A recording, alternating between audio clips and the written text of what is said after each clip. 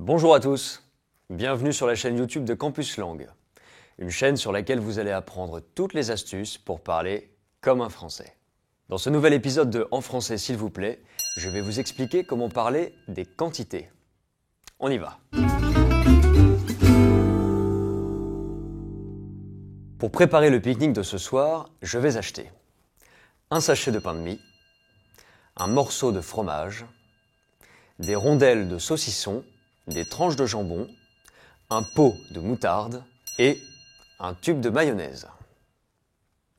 Pour le dessert, nous aurons une part de tarte aux pommes, des tablettes de chocolat et des paquets de biscuits.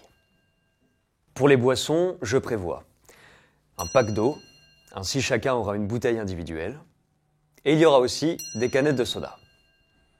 Nous allons nous régaler.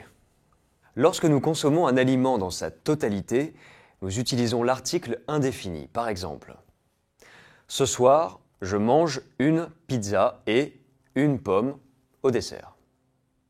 En revanche, nous employons les partitifs pour exprimer l'idée que nous consommons une partie de l'aliment ou une quantité indéterminée. Je mange du poulet. Je bois de la soupe.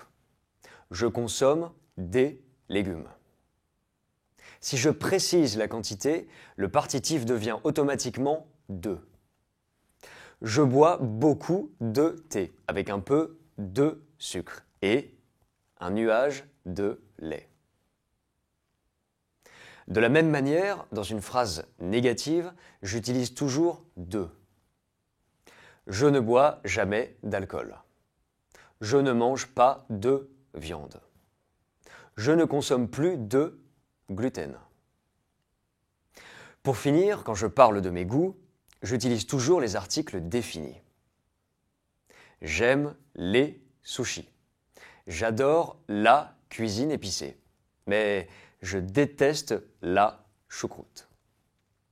Le poids s'exprime en litres ou en grammes. Pour les liquides, l'unité de base est le litre. Ainsi, vous achèterez 1 litre ou un demi-litre de lait. Pour de plus petites quantités, on utilise le décilitre ou les centilitres. On trouve des bouteilles de différentes contenances. Une bouteille de 50 centilitres, 1 litre, 1 litre et demi, 2 litres. Pour les autres aliments qui se vendent au poids, les Français comptent en grammes. Ainsi, vous achèterez par exemple 250 g de fraises, 500 g de haricots verts, équivalent à 1 livre de haricots verts, ou 1 kg de pommes de terre. Les Français achètent les produits au poids, mais aussi à la pièce. Ainsi, à la boulangerie, on achète une baguette ou une demi-baguette. Chez le primeur, une pastèque ou une demi-pastèque.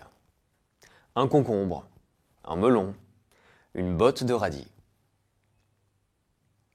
Dans ce cas-là, le prix est unique, quel que soit le poids de l'aliment choisi. Vous pourrez aussi trouver dans vos livres de cuisine les unités suivantes. Une poignée pour des noix par exemple, une pincée, souvent utilisée pour le sel, une cuillère à soupe, de vinaigre par exemple, ou, plus petit, une cuillerée à café pour les épices. Pour finir, sachez que si vous voulez exprimer une approximation numérique, vous pouvez utiliser le suffixe « n ». Ainsi, vous entendrez souvent une douzaine d'huîtres, une demi-douzaine d'œufs, une quinzaine de fraises, ou encore une vingtaine de pommes de terre. Voici le moment de vous présenter ma liste d'expressions sélectionnées spécialement pour vous. C'est parti.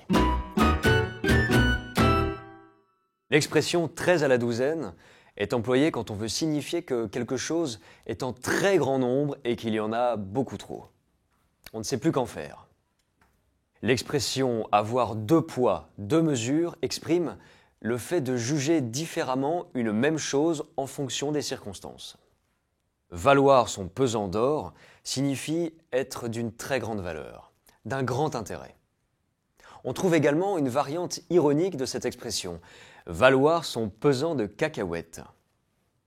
Elle désigne quelque chose de ridicule, qui n'a pas de valeur. Si vous avez aimé cette vidéo, likez, commentez, partagez-la. Abonnez-vous à notre chaîne YouTube Campus Langue pour découvrir toutes les astuces qui vous aideront à parler français comme un vrai Parisien. À bientôt! Rendez-vous dans le prochain épisode de En français s'il vous plaît.